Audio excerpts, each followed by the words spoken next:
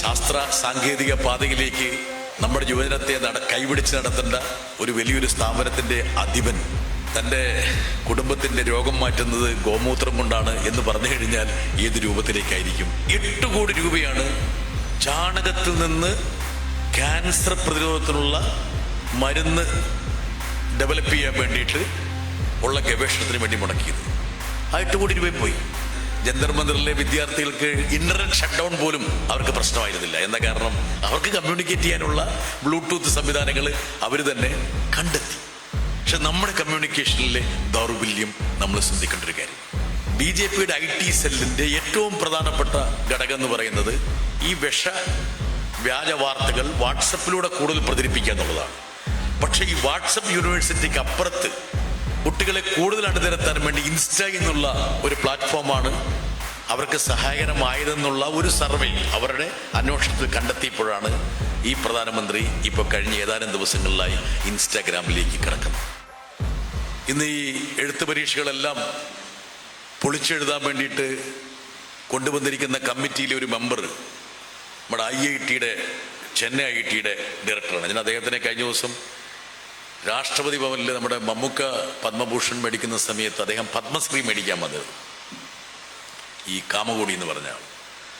അപ്പോൾ അതെന്നെ കണ്ടിപ്പോൾ പറഞ്ഞു, നിങ്ങൾ എനിക്കെതിരെ പാർലമെന്റിൽ പറഞ്ഞ കാര്യം അദ്ദേഹം എന്നോട് ഓർമ്മിപ്പിച്ചു. അപ്പം ഞാൻ പറഞ്ഞ ഇത്രയേ ഉള്ളൂ,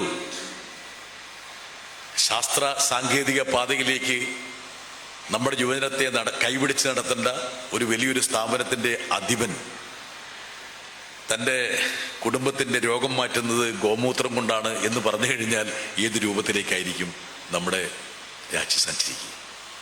നോക്കുക, നമ്മുടെ ഏത് വിദ്യാഭ്യാസത്തിൻ്റെ ഏത് തലമെടുത്താലും മധ്യപ്രദേശിൽ 8 കോടി രൂപയാണ്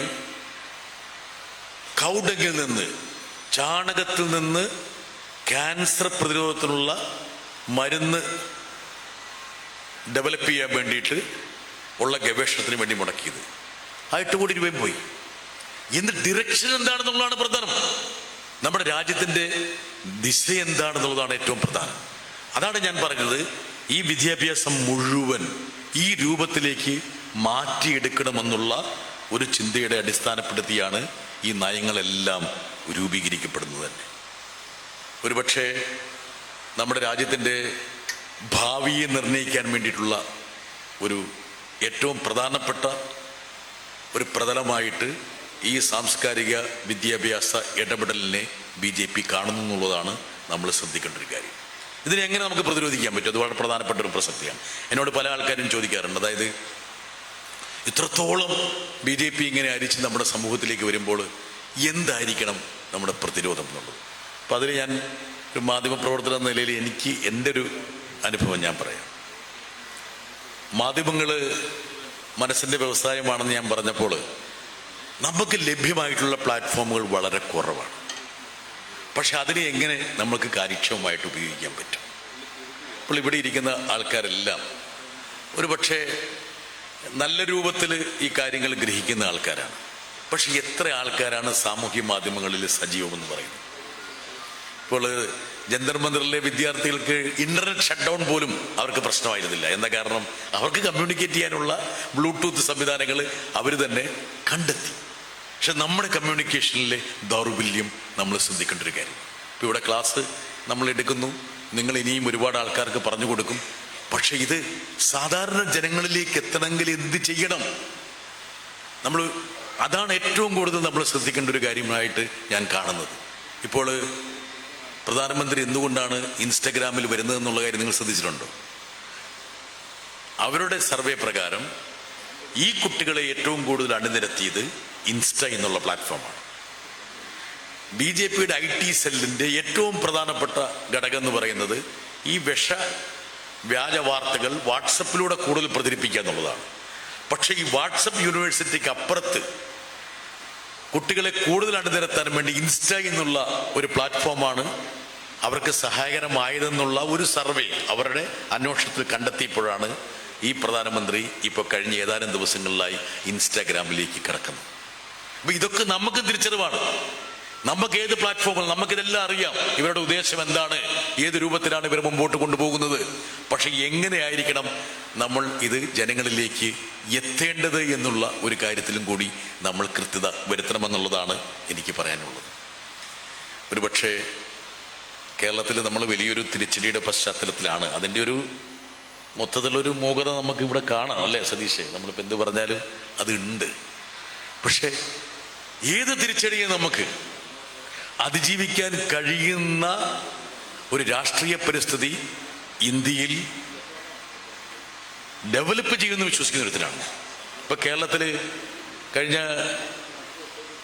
വളരെ ഹ്രസ്വകാലത്തിനിടയ്ക്ക് തന്നെ അധികാരത്തിലേറിയ ഈ ഗവൺമെന്റ് ഏതെല്ലാം രൂപത്തിലേക്ക് കൂപ്പുകുത്തി എന്നുള്ള കാര്യം നിങ്ങൾക്കറിയാം.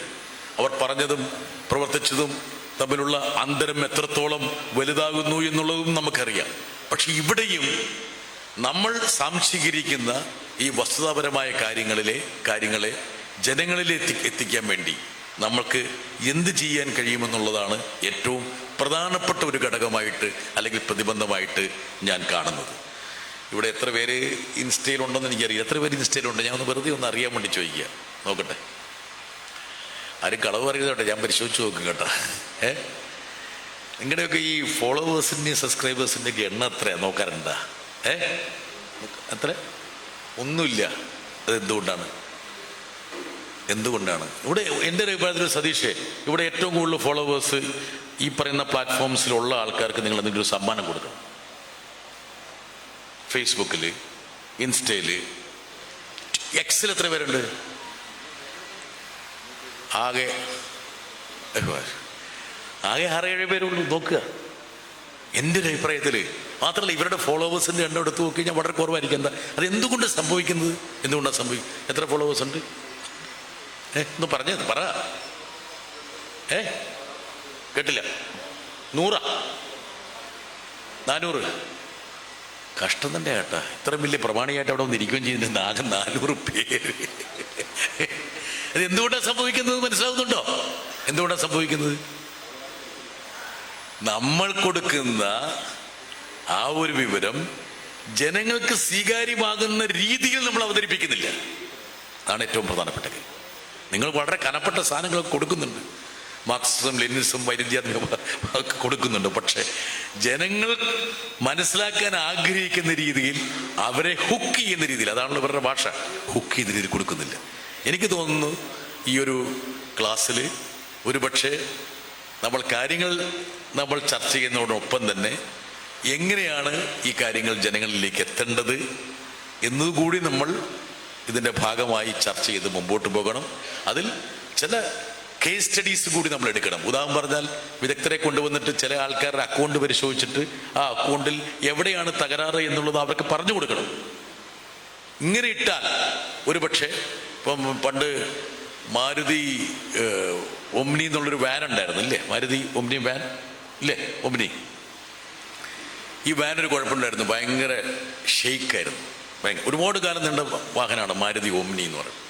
അപ്പം ജപ്പാനിലെ എഞ്ചിനീയർമാർ, അപ്പം ഇവരുടെ ആണല്ലോ, അവർ വന്നിട്ട് ഒരുപാട് നോക്കിയിട്ടും ഒന്നും ആയില്ല. അപ്പോഴാണ് ഡൽഹിയിൽ ദരിയാഗഞ്ചിലുള്ളൊരു സർദാർജി പറഞ്ഞു, ആ ആക്സിൽ 2 തിരിച്ചിടാൻ പറഞ്ഞു. അങ്ങനെ ആ കാലഘട്ടത്തിൽ മാരുതിയുടെ ആക്സിൽ ഇങ്ങനെ നിൽക്കുന്നതിന് പകരം അവസാനത്തെ ഇങ്ങനെ നിന്ന് ഒരെണ്ണം, ശരിയല്ലേ? പറവേണ്ട, തിരിച്ചിട്ടപ്പം കറക്റ്റായി. അപ്പോൾ പലപ്പോഴും നമ്മൾ കൊടുക്കുന്ന കനപ്പെട്ട വിവരങ്ങൾ അത് എങ്ങനെ സാധാരണക്കാരനിലേക്ക് പോകാൻ കഴിയും എന്നുള്ള ഒരു ധാരണ കൂടി നമ്മൾ വരുത്തിയാൽ ഒരുപക്ഷെ നമ്മളിങ്ങനെയുള്ള ക്ലാസ്സുകളിൽ നിന്ന് സംശയിക്കുന്ന കാര്യങ്ങൾ ലളിതമായി അവരിലേക്ക് എത്തിക്കാൻ കഴിയും. അതിലൂടെ മാത്രമേ മാറ്റം വരുത്താൻ കഴിയുള്ളൂ. നമ്മുടെ രാഷ്ട്രീയത്തിൻ്റെ അലകും പിടി ഞാൻ ഉദ്ദേശിക്കുന്നത് മാറിയിരിക്കുന്ന ഒരു സാഹചര്യത്തിലാണ്. അത് ജന്തർ മന്തർ സമരം നമുക്ക് നൽകുന്ന ഒരുപാട് സന്ദേശങ്ങളുണ്ട്. ആ സന്ദേശങ്ങളിൽ ഒന്ന് എന്ന് പറയുന്നത്, നമ്മുടെ മുദ്രാവാക്യങ്ങൾ ജനങ്ങളിലേക്ക് എത്തണമെങ്കിൽ അത് അവരുമായിട്ട് ആശയവിനിമയം നടത്തുന്ന രൂപത്തിലേക്കായിരിക്കണം. എന്തായാലും ഡൽഹിയിലെ സംഭവവാസങ്ങൾ കേരളത്തിൽ നമുക്ക് പ്രതീക്ഷകൾ നൽകുന്നുണ്ട്. ആ പ്രതീക്ഷയിലെ ഏറ്റവും പ്രധാനപ്പെട്ട ഘടകമെന്ന് പറയുന്നത്, നമുക്ക് നഷ്ടപ്പെടുന്ന ഒരു ജനാധിപത്യ ഇടം തിരിച്ചു പിടിക്കാനുള്ള ഒരു പോരാട്ടം ഭാഗികമായിട്ടെങ്കിലും വിജയം കണ്ടു. ഇനി മുമ്പോട്ട് പോകുക എന്നുള്ള ഈ ദൗത്യത്തിൽ ഒരുപാട് കാര്യങ്ങൾ കൂടി ചേർത്ത് വെച്ചുകൊണ്ട് നമ്മൾ പോകണം. സുഖമില്ലാത്തതുകൊണ്ട് കൂടുതൽ സംസാരിക്കാൻ പറ്റുന്നില്ല. ഞാൻ നമ്മുടെ ഈ പരിപാടി വരുന്ന സമയത്തിന് സതീഷിനോട് പറഞ്ഞിരുന്നു ഞാനൊരു 15-20 മിനിറ്റേ സംസാരിക്കുകയുള്ളൂ. പക്ഷേ ഇപ്പം തന്നെ ഞാനൊരു 45 മിനിറ്റ് സംസാരിച്ച് കഴിഞ്ഞിരിക്കുന്നു. ഈ ഒരു പഠനവേദിക്ക് എല്ലാ ആശംസകളും നൽകുന്നു. ഇതൊരു മാതൃകാപരമായ ഒരു കാര്യമാണ്.